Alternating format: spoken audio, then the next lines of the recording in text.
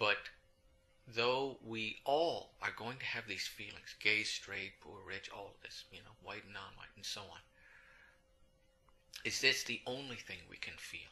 Is this the only thing we will ever feel? 10 years from now, feel the same thing. 20 years from now, feel the same thing. 30 years from now, feel the same thing. Surely, if not for the sake of something high-minded and noble and constructive, how about just for boredom's sake? Do we want, is this what we want? To feel the same way decade after decade, no matter what? Surely at one point we want things to change somehow. We want it to go somewhere.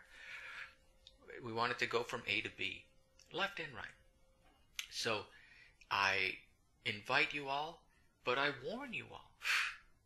I encourage you all, but I bring to your attention, if you take the same approach, if you continue to use these dichotomies of villain and victim in the way that you have, you are never going to persuade the other. You're not communicating if you're saying the same damn thing decade after decade to each other. Communication is a creative activity. Something new should happen, or you're not communicating. You're not learning. And if we on the left are the morally superior one who holds the higher moral ground, and we are the more enlightened ones, then it is for us to set the example, to make the first move, and to say to the critics of the poor, I know. I acknowledge it. I recognize it. Yes. It's overwhelming. Our spirit is willing, but our flesh is weak. We are a creature of energy, and we run out of energy very quickly. And troubled people overwhelm us almost immediately. Even if it was just one person, let alone if it was, everybody. Okay?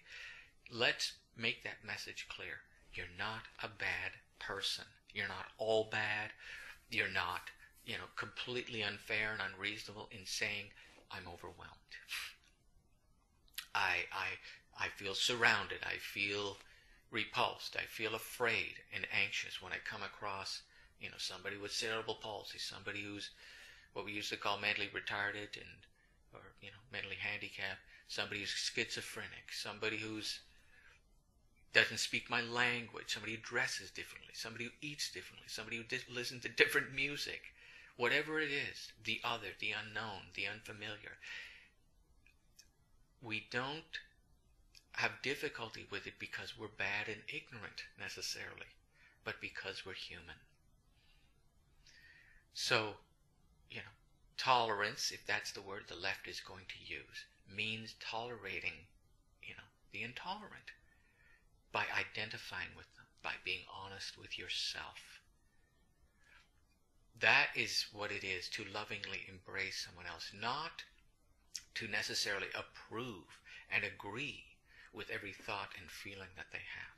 But first things first, see it as they see it. First, don't jump to the judgment. If I come across my brother the snake on the pathway of my life, first see it from his point of view.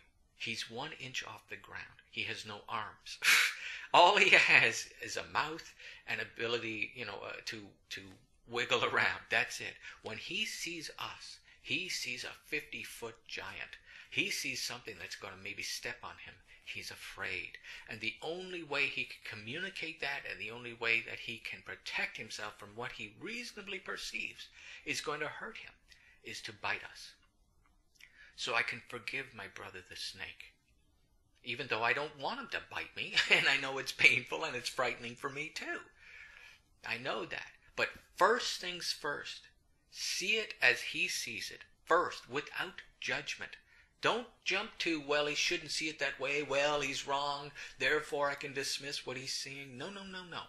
First things first. Be it a child, be it an animal, be it a person, be it your enemy. First, see it as they see it.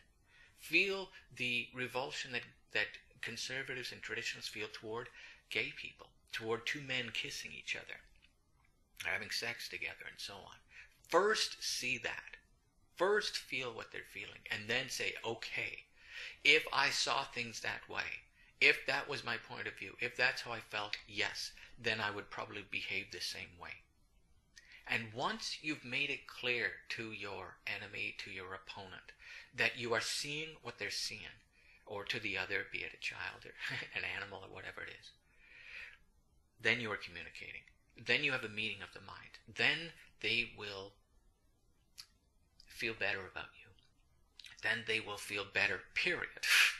They feel listened to. They feel acknowledged. And then you can go about the business at their invitation, at their direction, to point out what you think is, an oversight or a mistake, a false assumption, a false conclusion on their behalf, on their part. That is how we can, have conflict resolution and closure, the way the left likes to put it. Okay? If you're simply reacting to what admittedly has become the ugliness within your critic, your enemy, and only that, things are not going to get better.